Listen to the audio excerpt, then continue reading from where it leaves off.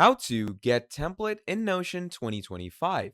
In this video, I'm going to be quickly showing you on how you can get a template in Notion for yourself in the easiest and most simplest way. But before that, do make sure to check the link down in the description below to get yourself started off on Notion totally for free or for a discounted priced plan and to get the best templates for yourself at a discounted price. Now, to start things off, when you're in your Notion, what you're going to do is you're going to scroll down where it says templates and you're going to be clicking on it. Now, once you click on templates right about here, it's going to give you all these different templates that you can use for your work. So let's say I want a content manager template. So I'm going to go ahead and click on that. And once you click on it, just click on add it to whatever workspace you want to add it to.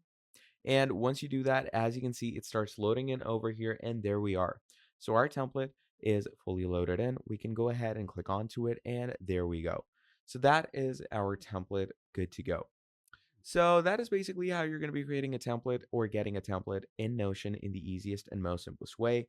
Thank you for watching this video all the way till the end, and I'll be seeing all of you in the very next video. Have a great day. Goodbye.